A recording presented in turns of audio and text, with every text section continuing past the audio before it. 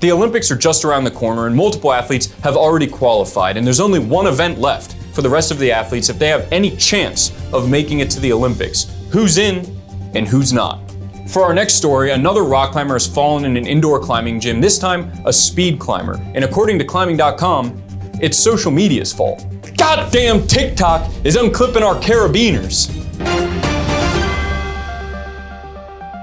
So the Olympics are coming up in a couple months, and quite a few people have already locked in a slot, like they're guaranteed going. And I don't think it's very common knowledge. I don't think people really know what's going on. It's kind of hard to get information about what the hell's ever going on in the rock climbing world. But they've changed quite a bit since the last Olympics. First, they separated sport climbing and speed climbing into different categories. Thank God. And they also changed it so there's 20 slots available now for men's and women's just in sport climbing alone. Now, the first 3 of these 20 slots were given to the winners of last year's Climbing World Championship. And this is, buckle in. This is going to be a big surprise for the women's first place guaranteed slot going to the Olympics, Janja Garnbret.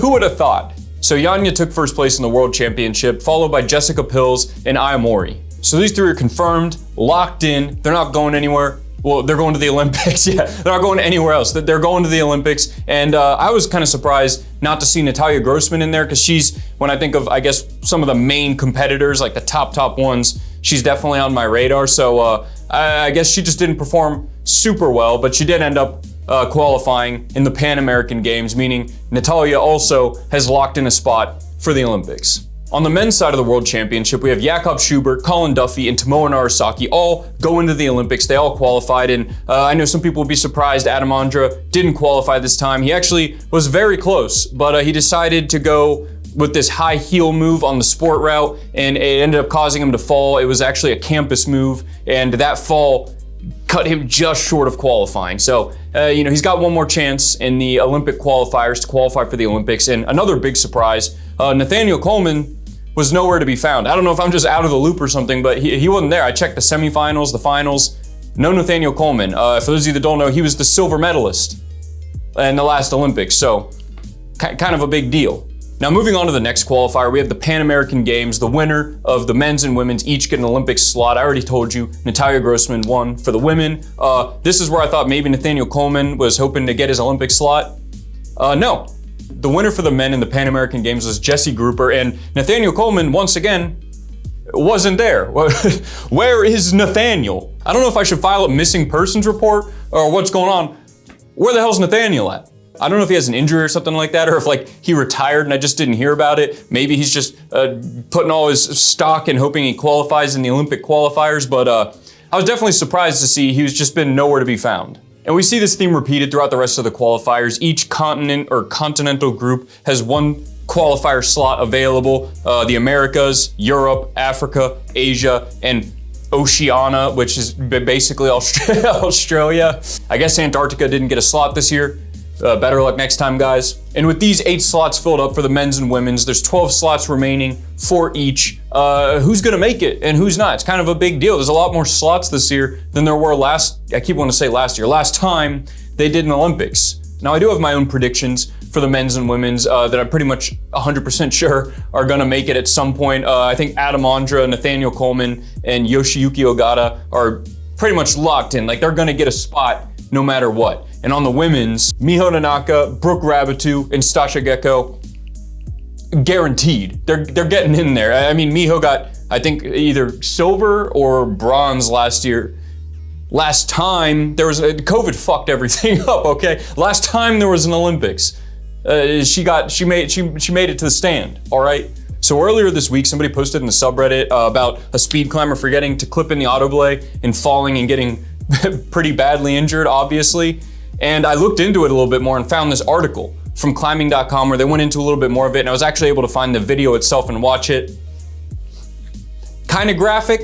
I think it's been taken down at this point, but if I can find it again, I'll put it up here. I'm not gonna show the actual impact because, once again, it's pretty nasty, but basically, dude walks up, doesn't clip in, and does the speed route, gets to the top, does the jump to smack, that finish buzzer like they always do, and he's not roped in, so he just falls all the way back down. Now, I gotta say, interesting twist in this story, the dude's fine. I mean, relatively speaking. Don't quote me on this, I'm not like a news anchor or anything, not a real one, but I think he ended up just breaking his pelvis, just breaking his pelvis. But I mean, all things considered, I'd take a pelvic break over death any day of the week. I guess speed climbers are just built different. You know, we make fun of them all the time in the climbing community, but I don't know anyone else that could take a fall like that. Whenever a lead climber does it, they usually get pretty fucked up. And God knows boulderers get hurt just falling on the pad from like 5 feet off the ground. So kudos to the speed climbers. Pretty badass to be able to take a fall like that. The accident occurred last Friday, February 2nd. According to a report from the Daily Mail, the 22-year-old Polish climber has been training for competitions for several years.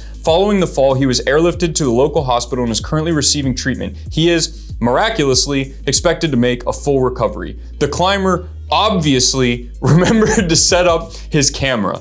Obviously, now I get what she's saying with this, like it should be obvious to clip in, so the fact that he remembered to film but didn't remember to clip in means his priorities of what's obvious aren't really in correct alignment. But as a YouTuber, you know, somebody who might be a little sensitive to criticisms of filming yourself climb, I don't know if I like your tone.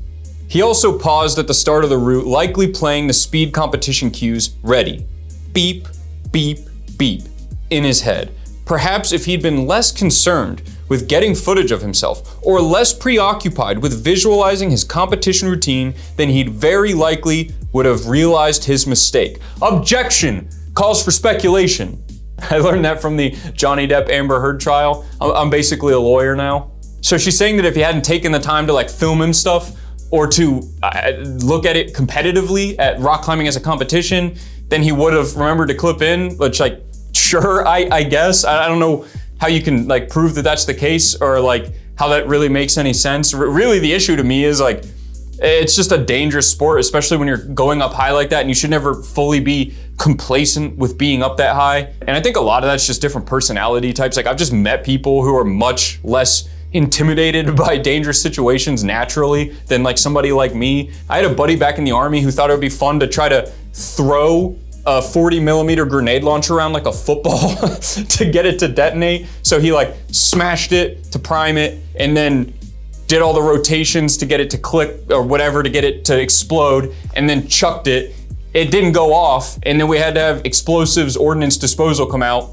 They were not happy. Me, on the other hand, I'm somebody who tends to look at most things in a way of trying to do them as safe as possible. I'm not really like a big thrill seeker. You have to wonder if he was thinking things like, I want to look good in this video so I can show it to my friends, or this is gonna be my PR, or this is my year to podium. Clearly, he was not thinking, what am I doing right now?